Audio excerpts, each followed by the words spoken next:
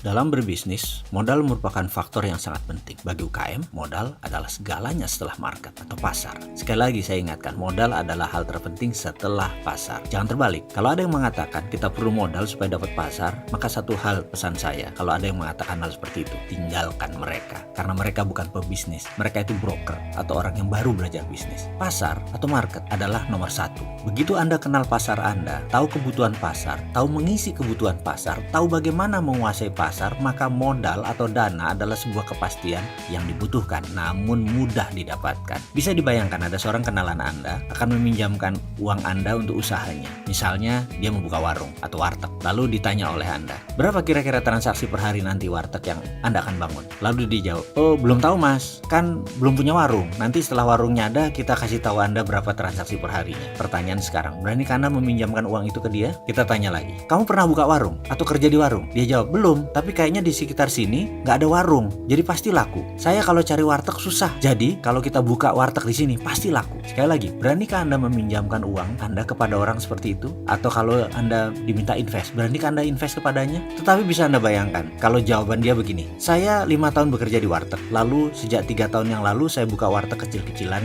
dengan paman saya di daerah Pamulang. Sudah jalan bagus, lalu saya sekarang ingin buka sendiri. Kebetulan ada lokasi bagus di sekitar Blok M. Karena di sana nggak ada warteg, ada tempat murah lagi kebetulan, dekat terminal lagi. Jadi saya mau ambil. Kebetulan juga supir angkot langganan kami yang di Pamulang itu kan bolak-balik Blok M Pamulang. Dia cari warteg di Blok M susah. Jadi karena itu saya mau buka di sana. Kebetulan saya punya modal separuh lagi saya perlu modal. Dengan penuturan seperti itu, akankah Anda invest kepada investasinya? Jawabannya pasti iya. Bahkan secara psikologi kejiwaan Anda siap rugi bergabung bisnis dengan dia. Kenapa? Karena dia sudah mengerjakan homeworknya, sehingga kepercayaan Anda atau trust Anda naik. Jadi walaupun rugi, Anda siap bersama dia. Baik, kita lanjutkan. Saya ingin memberi pelajaran tentang arti psikologi dalam berbisnis dalam video kali ini. Dalam aplikasi psikologi yang diterapkan dalam bisnis, banyak faktor yang akan kita bahas. Ada perilaku pasar, ada sifat pembeli, ada perilaku individual dalam organisasi, ada budaya perusahaan, ada social value atau nilai sosial, dan banyak ragam lain. Kita beri ilustrasi sederhana. Kita bayangkan dalam benak kita sekarang, Anda berada di daerah Muslim. Sebuah toko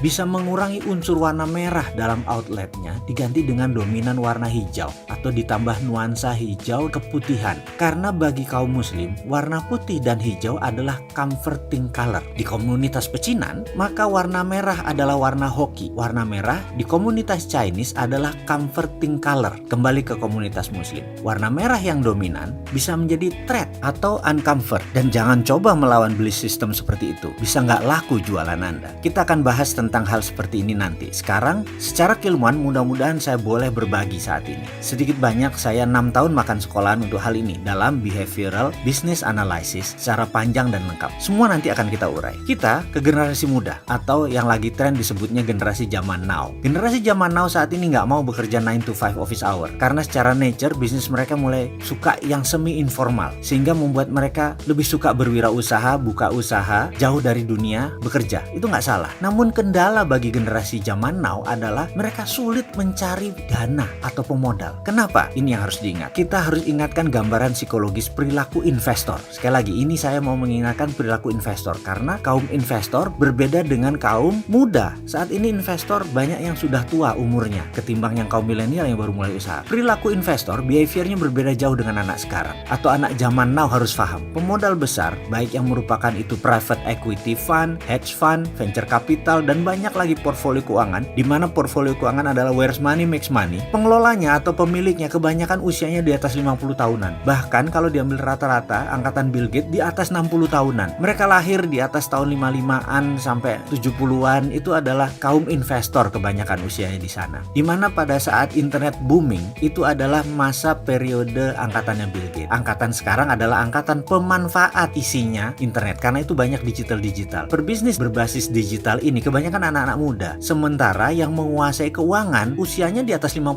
tahun. Para investor semua di atas 55 tahun. Sementara sekali lagi, ciri mereka bukan gadget minded. Sementara anak muda sekarang gadget minded. Sekali lagi, ini harus diperhatikan perbedaannya. Mereka masih merupakan manusia yang membutuhkan presentasi fisik, kehadiran fisik. Mereka masih memerlukan berhadapan dengan Anda. Mereka masih melihat bagaimana Anda di meja makan, bagaimana cara Anda berbicara dengan santai, apa topik pembicaraan Anda. Dari sana dia bisa melihat isi isi kepala Anda. Mereka masih memerlukan melihat langsung vibrasi Anda, getaran Anda. Mereka ingin melihat body language Anda. Mereka masih ingin bertatap langsung ekspresi wajah Anda. Mereka tidak pedulikan dengan presentasi yang mengkilat, yang keren. Mereka masih ingin melihat sepatu apa yang Anda pakai, jas apa yang Anda pakai, kepercayaan diri seperti apa yang Anda ingin munculkan. Itu masih penting buat generasi baby boomer. Sekali lagi, angkatan mereka, investor senior tersebut masih membutuhkan direct contact dengan Anda. Psikologi kejiwaan Anda, kematangan emosi Anda, kedalaman filosofi Anda, tentunya fire api di dalam Anda itu penting. Mereka ingin merasakan langsung. Disinilah kegagalan terbesar para pebisnis startup dalam mencari dana investasi. Disinilah kegagalan terbesar kaum milenial di dalam mencari dana untuk investasi. Kegagalan Anda para startup anak muda dalam meyakinkan investor, terutama gagal menunjukkan how bad you want to be sukses. Seberapa marah Anda, seberapa ingin Anda untuk sukses. Jadi sekali lagi, persiapkan diri Anda untuk terlihat sukses, terlihat lapar, dan stay humble di depan investor zaman old tadi. Ingat loh, mereka masih pegang uang yang terbanyak.